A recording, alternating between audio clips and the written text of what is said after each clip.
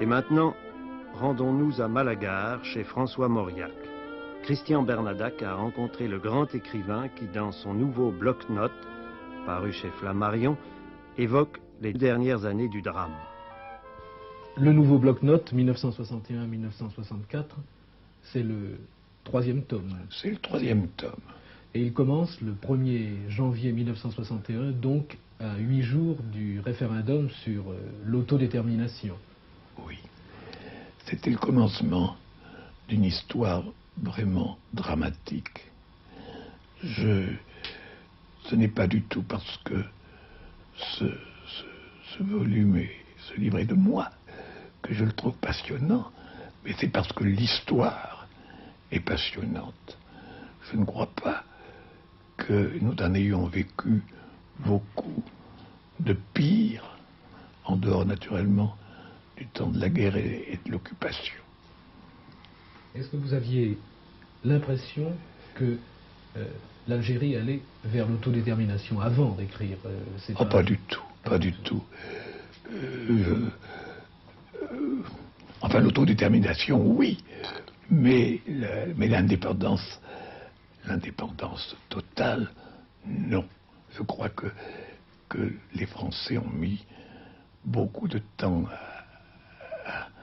à l'admettre et à y croire, tellement évidemment l'Algérie faisait dans notre esprit partie du territoire national, tellement nous avons tous été victimes au fond de ce mensonge initial, n'est-ce pas, qui nous avait fait apprendre en classe que l'Algérie c'était la France. Eh bien non, ce n'était pas la France. Et vous avez donc suivi à ce moment-là, pas à pas, la politique du général de Gaulle? Vous n'avez jamais été éloigné de... J'ai suivi pas à pas la politique du général de Gaulle, mais on voit très bien, à travers ce bloc-notes, à quel point j'étais dans le doute et dans l'angoisse.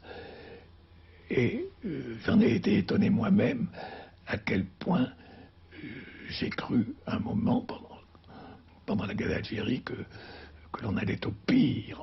Mais vous donnez l'impression dans certaines pages que le général de Gaulle faisait en fait une politique seule. Oui, et sinon combattue, du moins freinée de l'intérieur.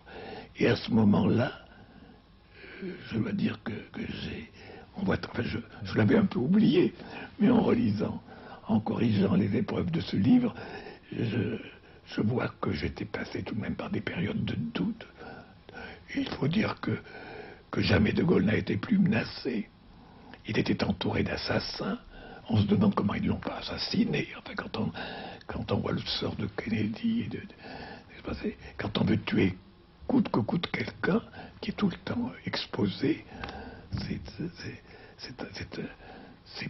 incroyable, enfin c'est providentiel qu'il ait échappé. En plus, il avait contre lui les grands chefs de l'armée, les grands chefs de l'armée avaient autour d'eux tout de même une foule énorme en Algérie et tout de même l'OAS. Oui. Car si vous condamnez dans ce bloc-notes toutes les violences, aussi bien les violences, la torture pratiquée par certains officiers français, évidemment dès le départ vous condamnez la réaction des pieds noirs. Oui, enfin, vous savez, je crois que là-dessus tout est dit dans ce livre et je pense que maintenant il faut éviter, si vous voulez, de rouvrir les plaies, n'est-ce pas, qui ont commencé à se refermer. Les crimes de l'OAS ont été vraiment atroces, n'est-ce pas, ça il faut bien le reconnaître. Ce que je rapporte dans ce livre, c'est presque insoutenable de revivre ces jours-là, mais il faut aussi reconnaître que nous ne les avons pas assez compris, que nous ne sommes pas assez entrés dans leur drame, que nous ne nous sommes pas mis assez à leur place, n'est-ce pas? Et que même, d'ailleurs, étaient des victimes d'une politique suivie depuis 130 ans et dont ils étaient les héritiers. Enfin, je ne dis pas, si vous voulez, que nous soyons, nous, sans péché, n'est-ce pas? Vous parliez tout à l'heure d'association avec l'Algérie avant d'arriver donc à l'indépendance. Vous n'avez jamais pensé, imaginé quelque temps que cette association pourrait être solide et... Si je l'ai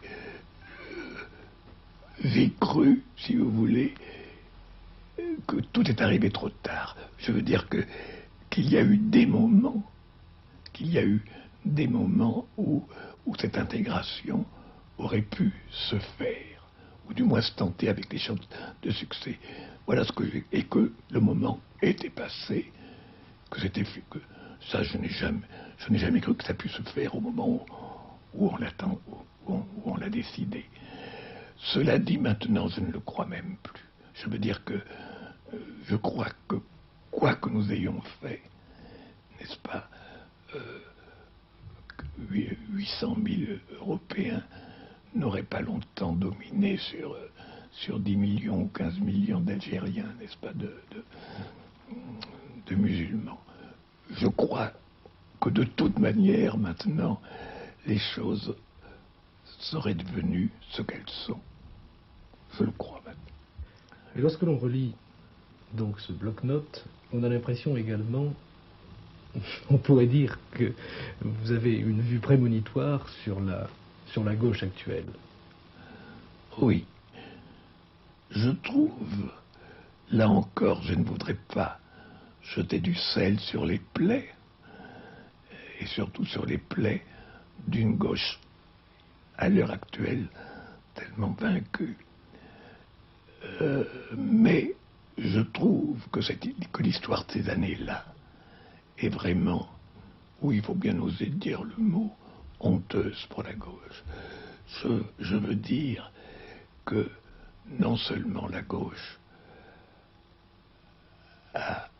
tant qu'elle a été au pouvoir, a fait la politique de la droite, enfin tout le monde le reconnaît, mais qu'elle s'est déchaînée contre De Gaulle, qui lui faisait ce qu'elle n'avait pas osé ou pu faire, mais qu'elle se déchaînait contre De Gaulle en s'alliant à ses pires ennemis. Je veux dire qu'elle s'est déchaînée contre De Gaulle entourée d'assassins.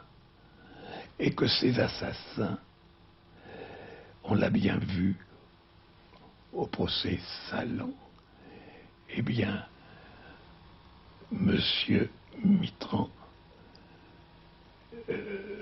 tout de même, à ce moment-là, a joué le jeu de maître Tixier-Vignancourt.